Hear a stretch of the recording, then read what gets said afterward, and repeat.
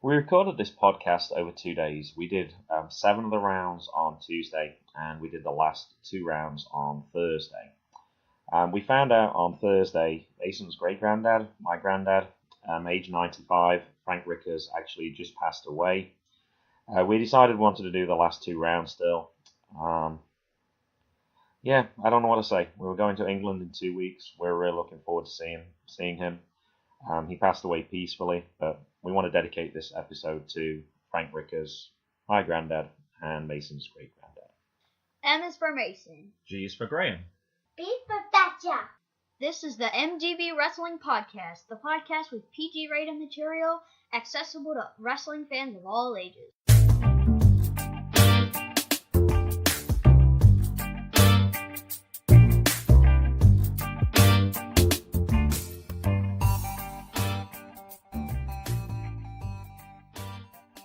My name is Graham Bagshaw, and my co-host and creator of this podcast is proof that wrestling fans live with their parents, my 10-year-old son, Mason.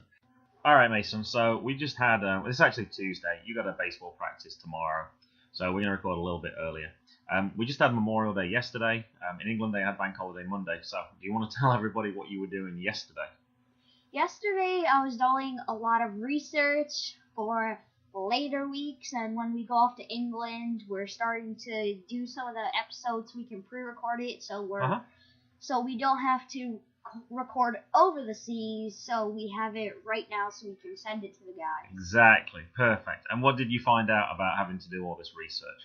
That I haven't done as much research as you have done lately, and it's very stressing.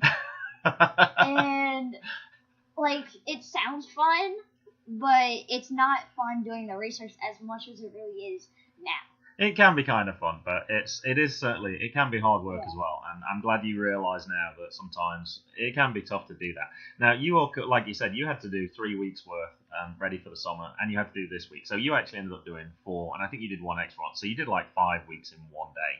So that's kind of a lot. Now we're starting to get into this a little bit. I thought it would be a good idea to try and get you're the star of the show. People want to hear you talk. They don't want to hear me talk. So I try to think of some way to get you involved a little bit more. So that's what we're going to do.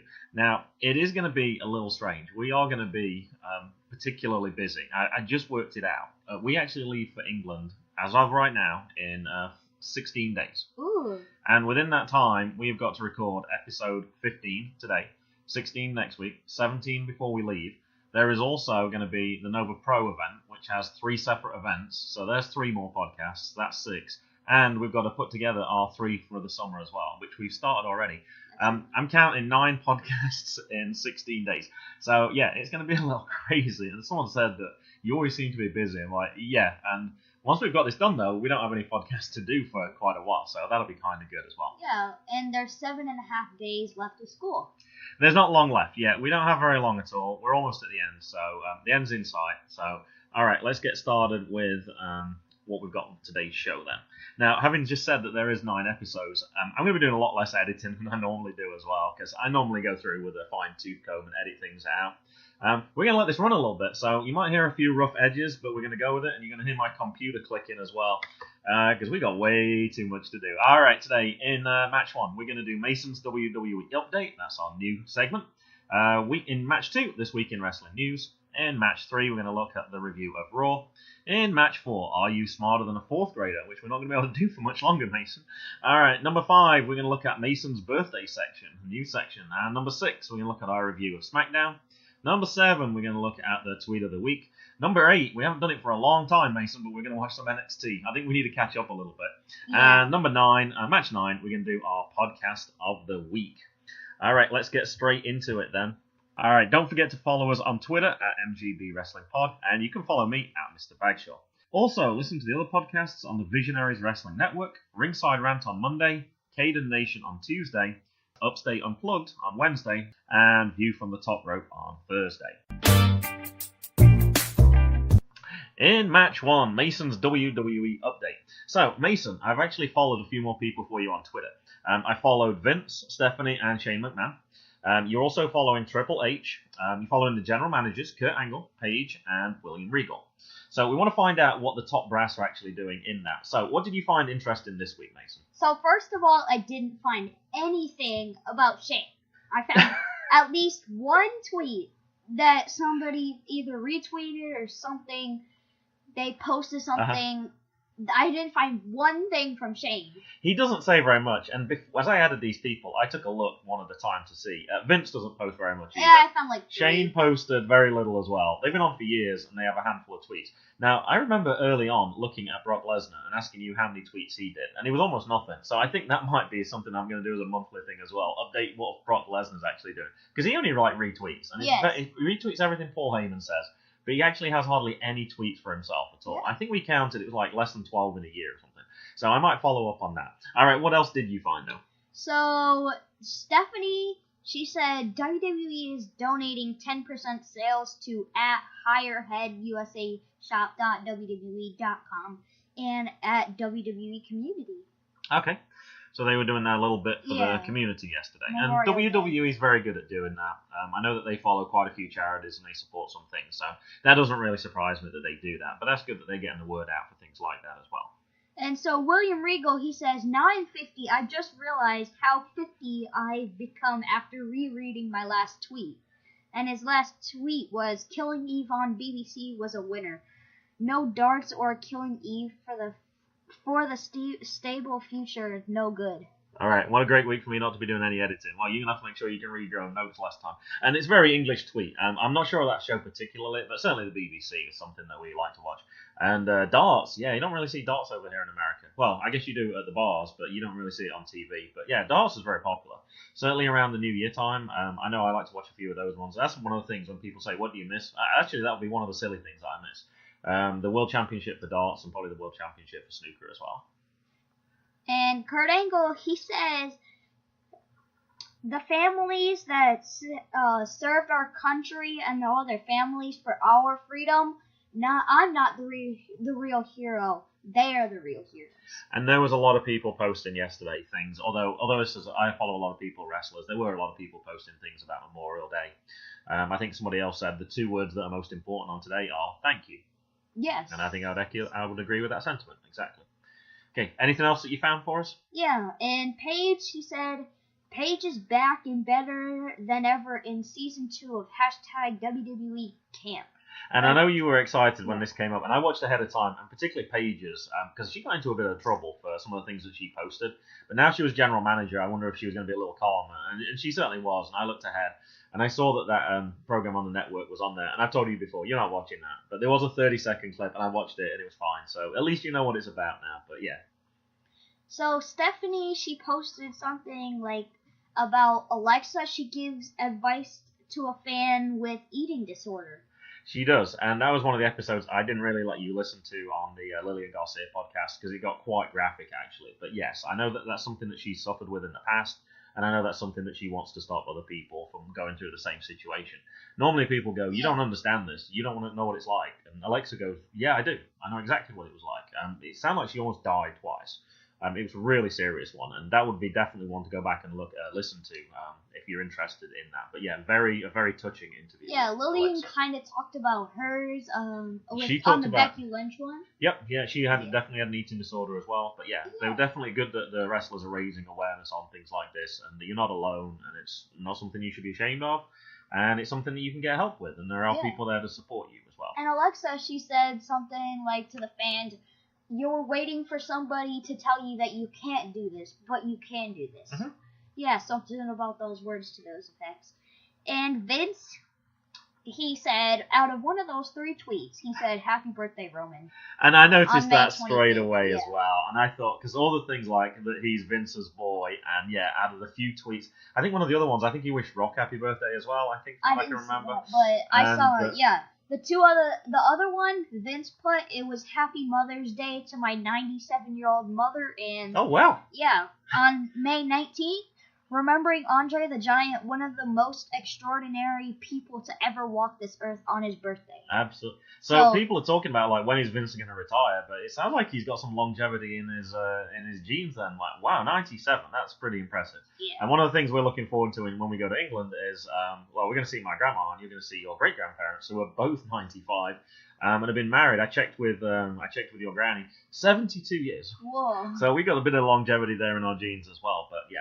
Now, so this month I actually got, this episode I got Mason to actually look at. I gave him, like I said, go and look back for the whole month, see if there's anything that you missed. So from regular sections from now on, it'll just be a quick look at each week, just to see if there's anything that the higher up are posting. I know most people tend to post what the wrestlers say. I thought it'd be interesting for you to see what the people behind the scenes do, to see if they've got anything to add. All right, match 2. I was going to do wrestling news, and I changed it. I've actually added a news segment as well, and I think I read it out as wrestling news. I'm going to call this one Mason's Take. Now, I know we've had some questions, and we actually recorded some of them already last week about what people wanted to ask you over the summer. So I didn't tell you about any of these. Now, I got one that's kind of a serious one, and I got one that's a bit more lighthearted. So which one would you like to do first? The lighthearted. The lighthearted one. All right. Kelsey asked me to ask you. So at Super Kicking It with Kelsey. If you had to pick 2 wrestlers to fight on your side versus the baddies, and it's basically like the film Home Alone, which you haven't seen, which 2 wrestlers would you choose? So you're going to basically kick ass, I guess. Who are you going to pick to wrestle with? Who are you going to pick to fight alongside you? Yeah, definitely Braun Strowman. I would agree with that. That was my first thought as well. I'm kind of picking between Bobby Lashley and Andre the Giant. Andre the Giant, he's a big guy and really strong. And dead. Yeah. Oh, it has to be. I thought it could be dead or alive. She didn't specify. So all right. So Okay. if you can pick somebody dead, if you can pick anyone all time, you're gonna pick Andre the Giant. No, I'm between him and Bobby Lashley, but I gotta go. So if it's somebody alive, then you're gonna pick Bobby Lashley as your second person. Yes. All right, and I'm okay with that. Now I know they picked somebody strong, and my question also was, what about somebody quick though? You might need somebody quick Bobby's there quick. as well. Braun's quick. I guess for a big guy, he is pretty quick as well. All right, okay, that's fine. And I think Braun Strowman seems like a really obvious pick. And actually, I hadn't thought of that. I was thinking of current wrestlers, so I think Andre the Giant would be a really scary prospect as well. So I think that's a pretty good choice as well. I just remembered one. Okay. Great Khali. Great Khali? Yeah. Yeah, he's certainly big as well. Tall, big Yep. cats. Yep. All those big wrestlers. Yep, there's quite a few you can choose from. All right, now the less serious one, and we were kind of half joking about this on Twitter, and then I actually realised this is actually a really serious question. So Enzo Amore was actually cleared of all charges because he was actually kicked out of WWE. Now, supposedly you're innocent until proven guilty, and actually he was proven innocent. All charges were dropped. He hasn't done anything wrong. What do you think of next for Enzo? We're not going to talk about the specifics of what he did or what he didn't do. What do you think next for Enzo? I think he needs to go to the independent scenes. I don't think he's getting back to WWE. No, that's he's for not sure. going to Impact or any of those big companies. I think what would really help him most, it would draw lots of fans if Enzo Amore went on the independent scenes. And I'm wondering that as well. Now, I did hear Impact, they tend to be a little bit more, they do like to pick up people who have been in WWE, so I don't know. I think that's still a possibility. One thing he did do, though, he did alienate some of the wrestling fans. He released a rap song. And he did make fun of some wrestling fans, so I don't know how that would work now in the independents. Is he such a big a draw as before? I personally, I used to like his character. I know it was a little loud, and it seemed like in reality he was that type of person. But he got your attention. When he came out, you knew something was going to happen. I like his mic work. I like his promos. I certainly want to see more of Enzo. Yeah, I finished my 24 video that you gave me, and on the thing, Enzo, he was talking about how Triple H found out about him. Triple H actually found out about Enzo because he was doing this rap song on YouTube. Oh, so he does actually have a history of doing rap. 15. He was 15 years old. He met Big Cass on 4th Street, New York. Yep. Playing basketball. I think it was New York. It would have been. And that's how they met. And Triple H's trainer was training Enzo since he was 15. Oh, wow. Yeah. So, yeah, he has a lot of experience. So that was one of the extra things you were doing on Memorial Day. He did get a WWE video he was supposed to get a while ago, and I forgot to give it to him, so you caught up on that. That was perfect timing, and I'll say, for this podcast. Alright, match 3. Moments from Raw. Now, we have to decide what we're doing on this. We keep saying, like, top 3 moments, then we go, well, it's just talking points, and I still don't know what it is. 3 things, I guess. Alright, give me your third thing that you want to talk about on Raw, Mason. I actually thought it was a really good Raw. And my number 3 moment is Seth Rollins. He's on the top of the announcer's table. Mm-hmm. And you know how there's a little pit if you fall Yes. off? Yeah, Elias hit him with the guitar, and then he fell off the announcer's table into that little pit. And they put him on a stretcher, and then he rolled off the stretcher and just walked to the back. And I had that as my second moment. And they also put him in a neck brace. And this was actually his birthday as well. Oh. They mentioned that beforehand. And there was a few signs in the crowd as well, people saying, like, it's my birthday today as well. And I think somebody said it was his 9th birthday. But yeah, I saw something about that as well. And I was kind of surprised. The reason I include it so high, we've seen Elias hitting people with guitars and things like that before. That in itself wasn't the reason I picked it. The reason I picked it was Seth's been given a real push recently. Yeah. And it makes me wonder, like, well, first of all, I asked last week, is he going to pair up with Reigns? When does Ambrose come back? Is he going to be the Shield again? Or it seems more likely that Seth would get the push ahead of Roman for the championship. And then you get Elias doing this to him. Now, and I love Elias, you know that. I think he's really good. Giving you a chance to take out Seth like that, does that mean you're giving him a push now? Or is it just something so Seth can actually get back at him later? I don't know, but I like the fact that Elias has been given big moments like this. All right, number 2 moment from you. My number 2 moment is Kevin Owens. He's on commentary, and Finn Balor and Braun Strowman are having a match. So Kevin Owens interferes, hit Finn Balor outside the ring with a ladder. He comes inside. Braun Strowman, he grabs the ladder from KO. KO runs out the ring, and Braun Strowman, he throws the ladder about the quarter of the way of the ramp. It went a long way. KO almost got hit. He rolled out the way quick, and he went sprinted to the a back. ridiculous distance. Now, I know sometimes things like that, we think that they're lighter than that, but sometimes when they're really light, if it was super light, it would float. Yeah. And you won't be able to throw it really far. He threw that a ridiculous distance. Yeah. I've never seen anything like that before. I thought that was crazy. It didn't bounce high, so that means Nope. it must be pretty heavy. Yep.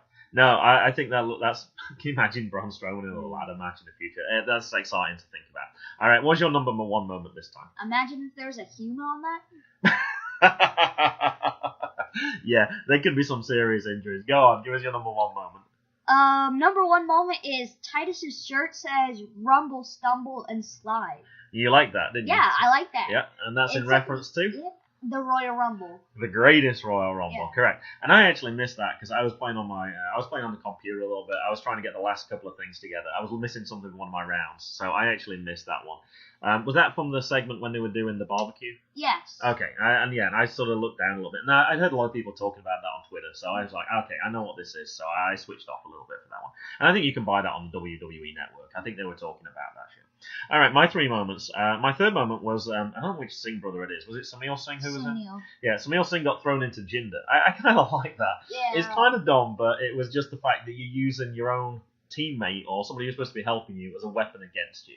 And, I liked it. I thought it was a good throw into him. And, I don't want to say much more about it than that. But, I like that moment. Second moment I already talked about was Elias. My number 1 moment was the end of the KO Bobby Roode match. I just love the fact that KO was like, "Hey, I've won," and he gets out the ring, and then you hear Strowman's music playing, and oh my goodness, that reaction every time. And then he starts running around, and Strowman chases after him, and he is pretty quick actually. You're right. But then Roode stands in his way, so of course he stops, and then Strowman gets hold of him, and he just absolutely destroys him. I thought that was great. He actually destroyed Bobby Roode as well, but my moment really was the look on KO's face. Yeah. KO is a great heel, but it was nice to see him get his comeuppance against Strowman on this one. So that was my moment. All right, let's have a look then at what the top 10 moments were. The top 10 moments were, starting at 10, was the B-Team slam Rhino through a table. That was in that barbecue section. I was kind of surprised. I thought it might have been them getting beans poured over them and a potato salad poured over them, but they went with a slam anyway. Number 9 moment was the Claymore kick to Chad Gable from Drew McIntyre. Number 8 moment was the ladder which was thrown at KO, so you got that one in there. Number 7 was the kiss of deletion. I liked it, but we've seen it before. Yeah. I still like watching those guys. Number 6, Lashley doesn't let go of Sami Zayn's hand, and that looks like that's going to be a match at Money in the Bank. Number 5, Rollins with chair shots to Jinder and Sameer Singh, and he was running around with that chair and swinging it around pretty wildly. Number 4 was Kevin Owens beats Roode, and then Strowman comes out, so I had that one. Number 3, Nia laughs at the Ronda stare. I thought that was kind of interesting. Yeah. I wasn't expecting that at all. She basically just started laughing at her a little bit. She got the jobber out, showed her what she was going to do to the jobber, and basically said, "You're going to be next to that." Showed her how she's going to get out of all of her moves, and then she said, "Oh, that must be that stair." And then she just laughed at it. It was interesting. I wasn't expecting that, actually. Number 2, we got this one. Elias with a guitar hitting Seth. I think that was pretty obvious. That was going to get mentioned. The number 1, I think it's normally the ones that featured at the end. Sasha qualifies for Money in the Bank after taking out everyone from the Riot Squad. Now, when I saw the other people from the Riot Squad come up there, I was like, all right, she's obviously going to lose somehow. And she didn't. She took out both members, and then she applied the bank statement again to Ruby Wyatt. Right, Wyatt? She's suddenly become part of the Wyatt family there. Sorry, Ruby Riot. Okay, and that was the number 1 moment for that. Match 4. Are you smarter than a 4th grader? Now, actually, what I did for this one, we talked about last week about Dean Ambrose. And we're trying to figure out when he was coming back, etc., etc. So I was wondering about different wrestlers. Are they injured, or just have we not seen them for a while? Because sometimes it's kind of difficult to tell. Sometimes they just take a backstage for a little bit. Sometimes they're injured. So I took some names from superstars from the WWE webpage. And I also looked at injuries listed on prowrestling.wikia.com/wiki/WWE/roster. Now, what I want you to find out is, can you find the injured from the not injured? Okay, and you can get bonus points if you know the injury. Okay. So if they're just not injured, you're just going to say not injured. And if they're injured, you're going to say injured, and then you're going to try and guess what it is. Okay? So there is some bonus points to be had from this one. Now, as always, so you can't try and figure out if I put them in any order, any particular pattern, I put all the names in alphabetical order for you. Okay? All right, so the first one is Akam from the Authors of Pain. He's actually injured. No, he's not. No, they brought them up, and then they haven't used them at all. And they talked about that. Why would you bring them up from NXT and then just not use them at all? Mm-hmm. So I didn't know if I read that story on Twitter. I wasn't sure if you were familiar with that, which is why I put that one in. All right, so a bad start then. So that's 0 for 1 to begin with. All right, next one I think you know, because I think you told me this one, actually. Alicia Fox. I did? I thought. Perhaps she didn't. Perhaps it was somebody else. I don't think she's injured. Okay. Or is she injured? She never appears on WWE. She doesn't, no. So I thought that was why it was not injured. She is actually injured. I thought you told me this one. It's a broken tailbone, which is sort of at the bottom of your spine. So not a great start on this. And I gave it away when I said I think you told me this. Obviously, you wouldn't tell me, oh, she's not appearing for no reason. You told me because she was injured. But anyway, it didn't work. 0 for 2. All right, Big Show. He's just not appearing. 0 for 3. He has a hip injury. He's trying to recover, and he said that when he was out before, when his contract was up and it looked like he was done. He said, I'm just injured right now, but I'm hoping to come back. All right, next one, Brie Bella. Didn't she appear on Raw this week for Nia Jax? She's not injured. Brie Bella?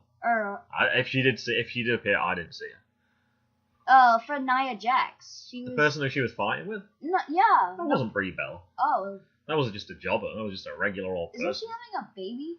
She had a baby. Oh. You asked me that question on one of your quizzes because it was like Birdie or something. Yeah, not injured. No, she's not injured. She's just not featuring right now. And she's listed, you got 1 point. Yeah, she is listed as still being as one of the superstars. I don't really know what that means. But anyway, that's why I made sure I said explicitly at the start of the quiz. All right, number 5, Dean Ambrose. He's injured. He is, so what's his injury? I don't know. Something with his arm? Something with his arm? All right, I'll give you that. It's a tricep injury, okay? All right, Jason Jordan. I remember him being injured when he appeared on Raw. He probably recovered, so no. I don't know, he's just injured. He's injured? All right, what was his injury? Because he had surgery. Close, but not quite. It was his neck. He had a neck injury. Oh, yeah, I remember that. All right, so you got 4 points so far. All right, what about Mike Kanellis? Not injured. Correct, he's not injured. He's just not really been appearing much. Neville. Oh, he's injured. Not according to the roster that I looked at, so no, you don't get that one. Oh, yeah. All right, next one. This one might not be so good, but it looked good when I wrote the quiz. Rhino. Not injured. Of course, he appears this week. All right, well, you got an easy point. That's 6. All right, Tamina. Oh. Isn't she that woman that's like... She's the woman. She's related to The Rock, I believe, isn't she? The Rock? Or am I getting it mixed up? Was it Snooker? Sorry, Snooker. Yeah, Snooker, yeah. Injured? She is? Okay, what's the injury? This will be a good guess. Okay, guess? What's your guess? Leg. Nope, it's not leg. It's her shoulder. All right, you're on 7. Okay, what about TJP? TJ Perkins? TJ Perkins. Yeah. TJP. Not injured. Correct. I just haven't seen him. We don't really watch 205, so he might still be going. All right, last one. Well, you're going to guess because it's beginning with Z, so it's got to be near the end. All right, Zack Ryder. Oh, I saw him on the 24 with his dad, and he had the Intercontinental, but that was 2014. Yeah, that video's Yeah, and that's what I guessed about Neville, too. He said he was injured at that time, and I just remembered that it was 2014. That's unfortunate you watched a video from 3 years ago and you're basing your answer on that. All right, Zack Ryder. Is he just not appearing, or is he injured? He's just not appearing. Nope, he got a knee injury. I thought you told me about that one as well. Okay, never mind. All right, you got a total of 8. So if you're playing along at home, you get 1 for each correct answer, and you get 1 if you pick out the correct injury. All right, match 5. This is our new section, birthdays coming up. Now, it's really difficult to find a night school class on wrestlers, so each week Mason's going to start researching 2 wrestlers who have their birthday coming up in the next week. One who he knows well, or fairly well, and the other one he either doesn't know well, or he doesn't know anything about them at all. He'll tell us a little about them and when their birthday is. So who did you pick this week, Mason? I picked Mick Foley and Gorilla Monsoon. Oh, Mick Foley, a perfect one. That's obviously the one you know a little bit more about. Yes. All right, you going to tell us about Mick Foley first then?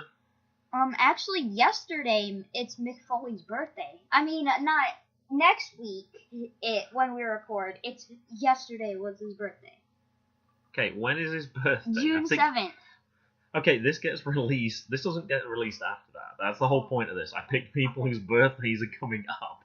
All right, today's the 29th of May, okay?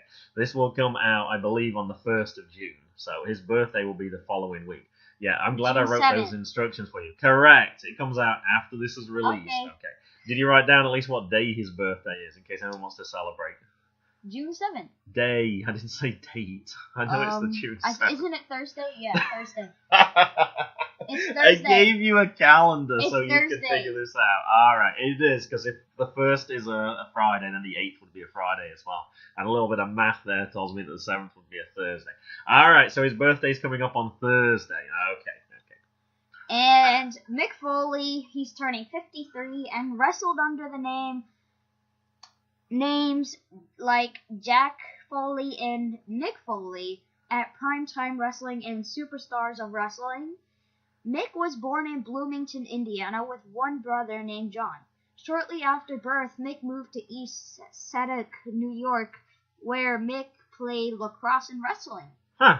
Now, So, yeah. the one thing that didn't make sense to me at the time, because you told me, you were like, did you know he wrestled under another name, Jack? And I was like, no, I didn't know that at all. I thought he'd always been Cactus Jack. Yeah. I don't know why I didn't piece that together at the start, so I guess that's probably, yeah, it makes sense now, but yeah, I didn't realise that at the time. I'm sure that's partly where that character came from then, a little bit. Okay. All right. But yes, he certainly lives in New York now, because that's part of the Holy Foley thing as well. Yeah. Okay, all right, and who was your other wrestler again? Gorilla Monsoon, and I did the quick math in my head, and June 4th on Monday is his birthday. All right, so his birthday's on Monday. There you go. See, by the time we get to episode 16, you'll got the idea for this one. Yeah. Gorilla All right, so Monsoon tell us about him, turns then. 81 Oof. if he was alive. Okay, that's what I was thinking. Yeah. He died, yeah. He died 9 years ago on October 6th, wrestled under names like Gina Morello and Gorilla Monsoon. Mm-hmm. Robert James Morello was the lead commentator for WrestleMania 11 to make way for WCW recruit Jim Ross. He returned to broadcasting to call King of the Ring 1994 with Macho Man Randy Savage, then died 5 years later of diabetes, but will always be remembered for what he did in the ring. Correct, and that would have been a name that if I'd have been researching as well. It's one that I've heard of, but I'm Yes. not really that familiar with that. And it's a long time. That's WrestleMania. That's the 23 WrestleManias ago. I certainly wasn't watching that era at all, but I've heard good things mentioned about him. And I'm trying to remember if his co-commentator was Bobby the Brain Heenan. I'm trying to remember. I'm not sure. Yes, on. it was. Okay, I've been listening to J.J. Dillon recently, and they've been talking about him because the episode I'm at there is just when he died. Yeah. So I've been listening to that a I little bit as heard well. Best Wrestling Podcast. They talked about I think they said like Gorilla Monsoon's like the best whatchamacallit? Commentator. Yeah, commentator. Yeah. Yeah, they said that as well, because for me, personally, I guess it's the era that you grow up in. If I think of the best things, I'm thinking of JR and I'm thinking of The King. Yes. That's the one. And actually, somebody asked this on, I think it was Rob, who is it UTT Rob on Twitter? He asked about that, and I actually posted that it was Kent Walton. That was the one I grew up with in England. So the Big Daddy ones, that was always the person I heard. So, yeah, I think it depends on the era that you grew up in. But yes, I've definitely heard that same thing mentioned. Match 6, our review of Smackdown Live from the PNC Arena in Raleigh, North Carolina. Now, it's kind of appropriate that it was there. This is actually hockey season right now. We just had Game 2 of the Stanley Cup Final last night. And actually, Mason, that's the stadium where I actually went to see probably the greatest match I'll probably ever see. Game 7 of the Stanley Cup Final, when the Hurricanes, I can't remember who they beat now. I know it was a Canadian team. I saw them in 2 different Stanley Cup Finals. I tend to get them mixed up a little bit. But yeah, so it was from that stadium there. Now, the average rating for SmackDown in 2017 was 2.546 million viewers. So just over 2.5 million. Now, I've been trying to find out these figures recently, and I've really struggled. And I know I talked to a couple of guys on the podcast, and they gave me recent figures, but I wanted like a whole list. Anyway, I did find this week they have the latest figures. Last week they had 2.19 million, and this week actually they had exactly the same number. So they're actually down 350,000 views on what the average view was last year. So they are struggling right now. Now, also, just before I was coming to start record this, I also saw on BleacherReport.com, it says WWE SmackDown Live will reportedly remain a live show when it moves from USA Network to Fox, despite shifting from Tuesdays to Fridays beginning in October 2019, according to Tony Maglio of The Wrap.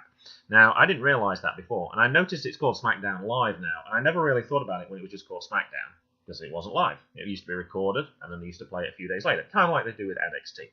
So I found out a few things before we actually started. All right, go ahead. Give us your... I can't ask you for your 3 moments because you already told me earlier. Go ahead. Give me your second moment then. My second moment is Xavier Woods and Cesaro. He's laying down. Well, he's on all fours, but Xavier Woods, he steps on Cesaro, jumps out the ring and into Sheamus. He did in the tag match, and I actually picked that one as my number 1 moment. Now I don't know if I've started swinging the pendulum too far the other way, but I actually really like that. I'm really impressed with Xavier Woods now. I said I thought he was underrated on the episode when we had James here, and I mentioned it again last week with Matt because I know that he didn't know about that either. And once again, I thought it was fantastic. I thought it was something I didn't expect, and I thought it looked really good. But yeah, Xavier Woods is definitely a star of that show for me as far as I'm concerned. All right, what about your number 1 moment? My number 1 moment is Lana's in the ring, Naomi's in the ring, and Lana, she does like a neck breaker on Naomi. Yep. And then they start fighting, and then Lana, she slaps one of the Usos.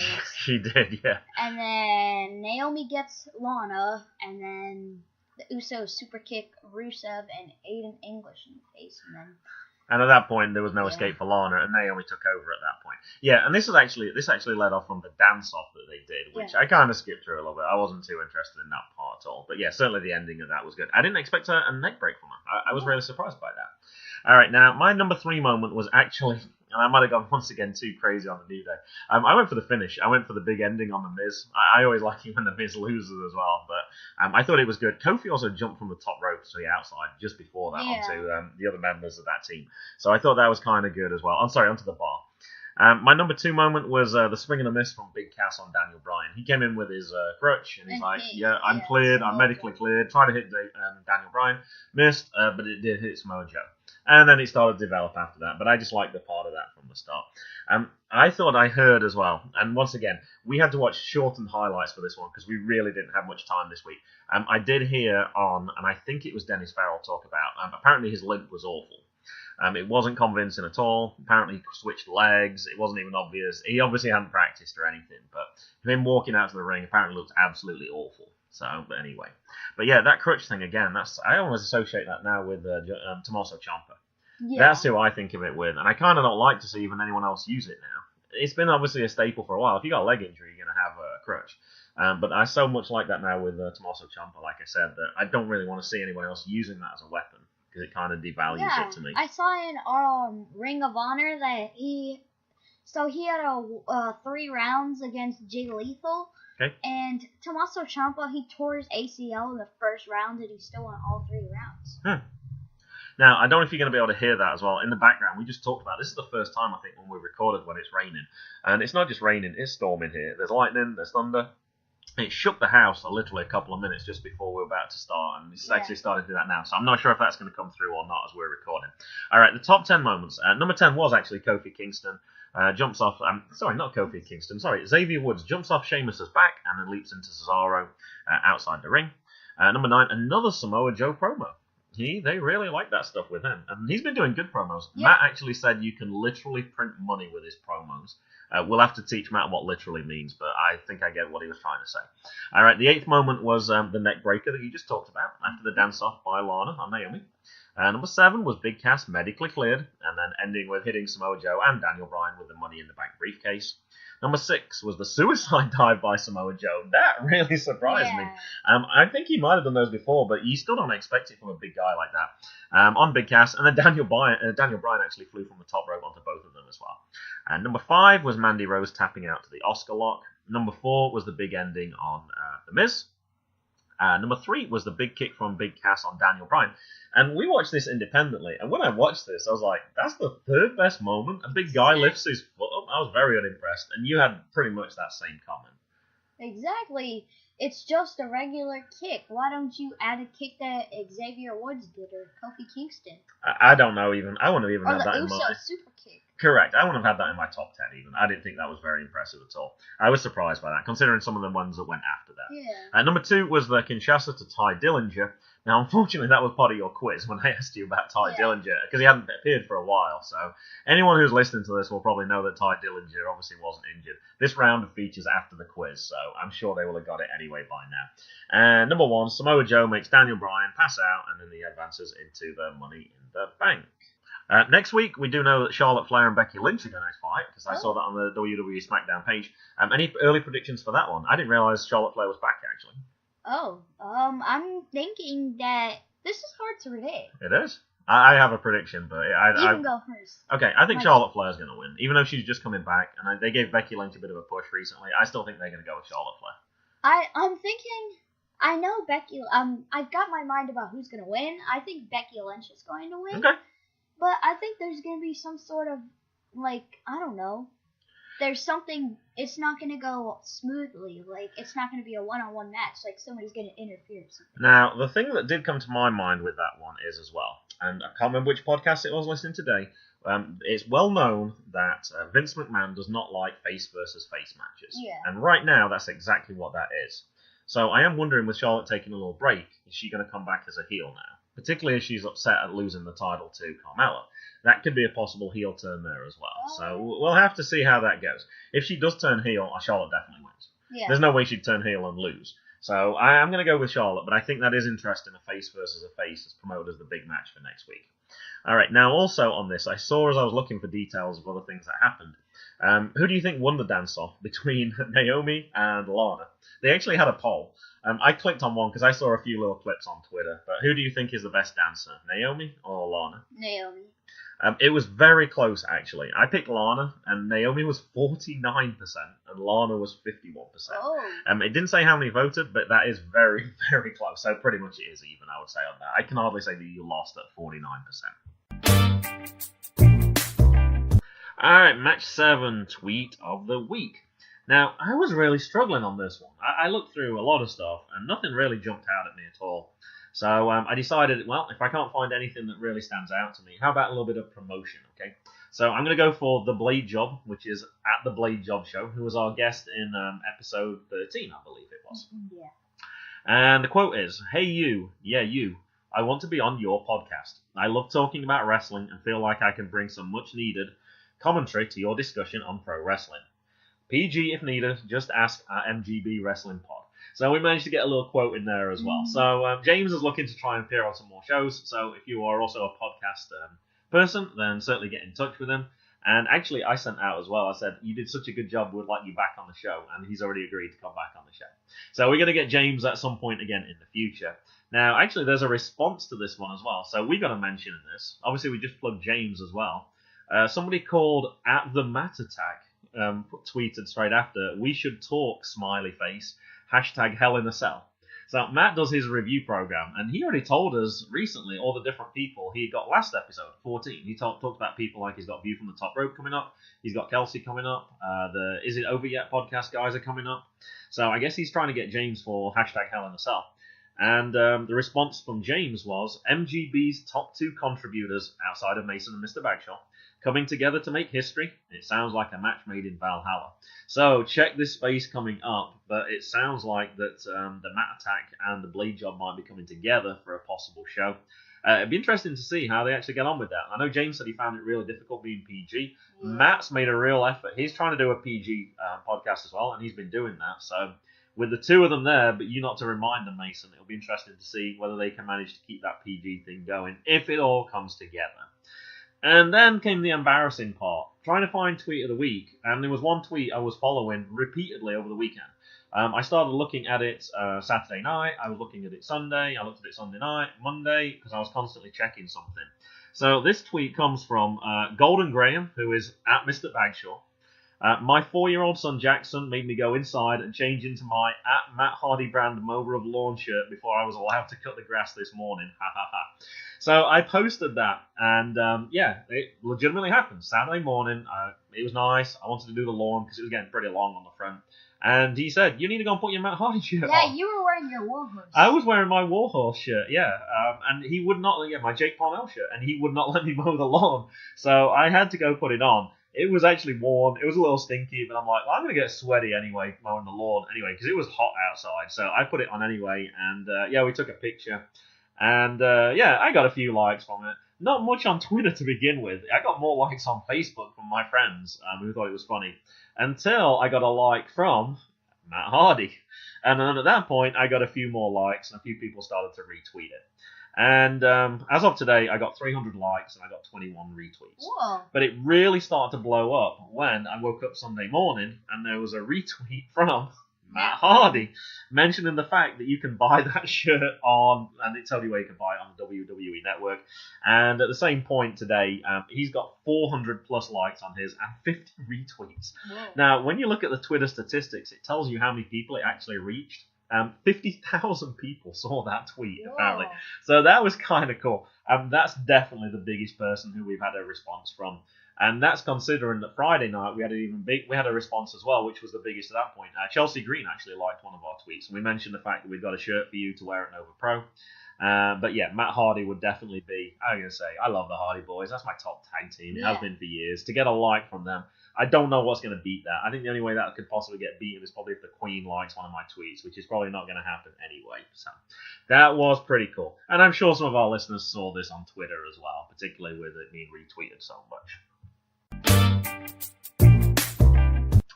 Alright, match 8 is the review of NXT. Now, we had planned to watch this together. We were going to watch the one from May 30th, and then we didn't realise that Mommy had something to do at school, so you didn't get back until kind of late. So I actually watched the last 3 weeks, and I'm going to give my top moment from each of those 3. And this will help you keep up to date as well, because you didn't see them. So I went, first of all, back to May 16th. And it was kind of tough, actually, to pick one for this one. I wasn't really sure which one to go for. In the end, I went for Velveteen Dream versus Ricochet. Now, I really like that tag team match that we saw. The 6-person match for the North American title recently, which those two were certainly in. And I was really enjoying that match. The only thing I didn't like about it, Lars Sullivan came in. He interfered in the match, and he destroyed both of them. And it actually set up a handicap match for the following week on May 23rd. But I really did like the action between Velveteen Dream and Ricochet. And I don't know if you're aware of this, Rock actually gave a big push for Velveteen Dream recently. Oh, he did? Yeah, he said that he's going to be like the next big thing, sort of thing, and everyone was really impressed with that. So, yeah, I really liked that one. Now, honourable mention for this one, Candice LeRae came out and did a promo with Johnny Ciampa. Johnny's still in hospital, supposedly. He's all injured, and she came out and said, I don't even recognise you anymore, sort of thing. And Johnny, of course, Tommaso didn't really care about it, but she did give him a slap across the face. And she actually got away with it on that one. But there was some good back and forth between them. Their promos are fantastic. The reason I didn't pick it was if I had every single moment I picked, probably would have been Tommaso Ciampa. That's how good he is right now. All right, May 23rd, Johnny Gargano promo. He came out with a neck brace on. He'd got Candice LeRae with him again. And he was talking about how he'd had a conversation with his wife, and every time he's in the ring, he thinks about being slammed into that LED board and then being thrown through a table from the NXT thing from a year ago. And then he was talking about, is it really, they're talking about the future, their future together. It's like, is it really worth it? And then the crowd starts chanting, and then he rips off his neck brace, and he's sort of like, yeah, you bet it's worth it. Ciampa, get out here right now. And he calls out Ciampa. And Ciampa basically said to him, if I get to the ring and you're still in there, you're in big trouble, or you're history. And he walked on down there, and they were about to meet. And then all the refs came in. There was like 5 refs that stopped Johnny doing anything to him at all. I still think it's amazing. Like I said, when we did that, when we had the shake-up, I said those refs or those security people should get moved to WWE. Shane or Matt can get beat up, and nobody does anything. And as soon as those two get even close to each other, 5 refs straight in there. So they didn't get to do anything on that one. But that was my moment for May 23rd.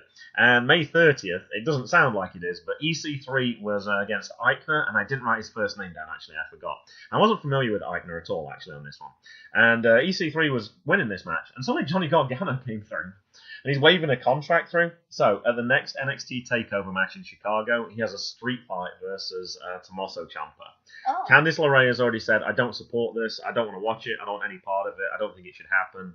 But anyway, that distracted EC3. Played into his character really well, actually. EC3 was like really offended, like, what's going on here? Huh? Eichner nearly got him. I'm amazed he actually kicked out. But anyway, EC3 did come through in the end and won that match. But we do know now that there's going to be that street fight at NXT TakeOver.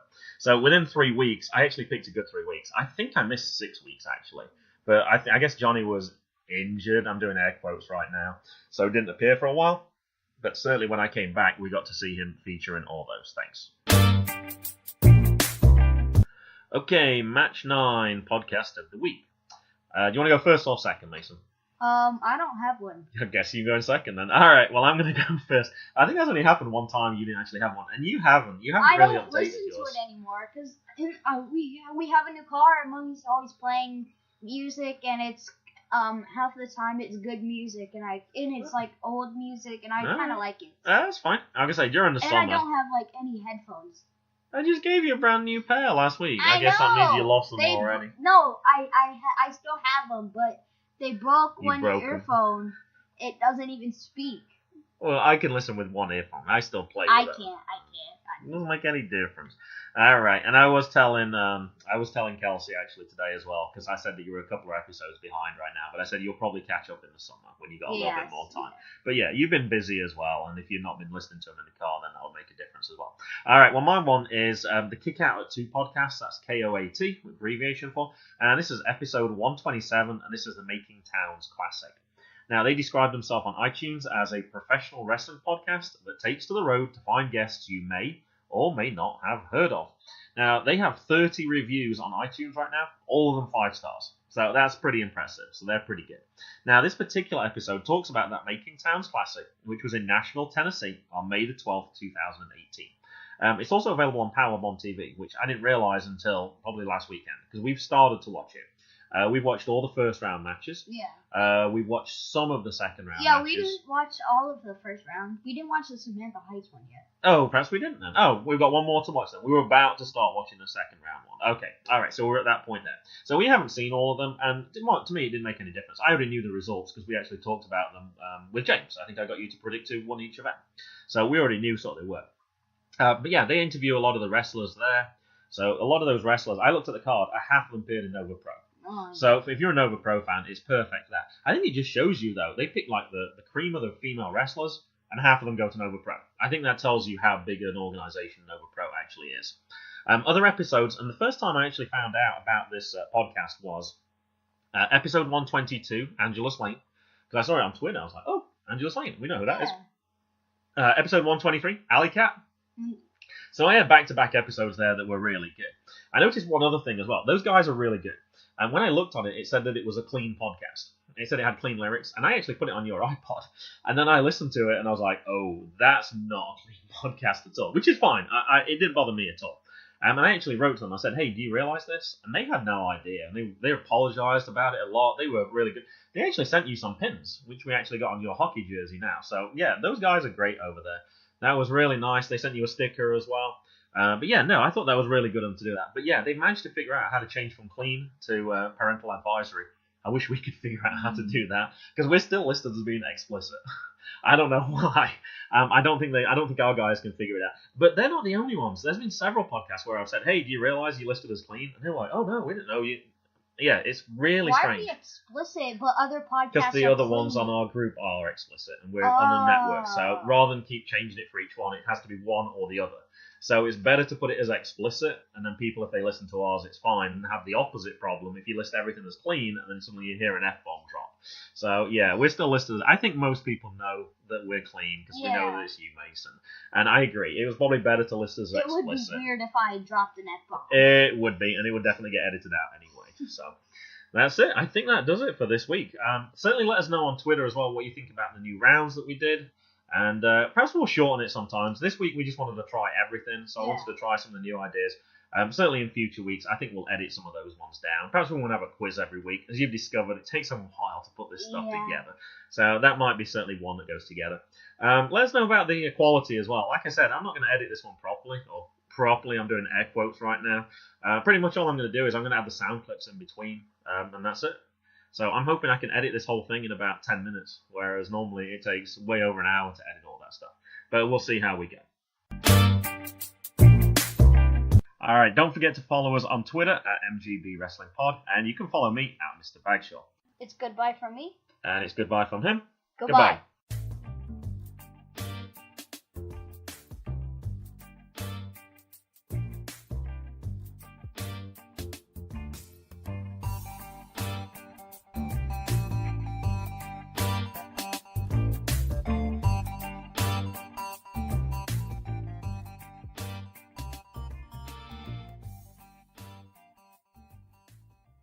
The music was Zigzag by Kevin MacLeod at incompetech.com, licensed under Creative Commons by Attribution 3.0, http://creativecommons.org/licenses/by/3.0/.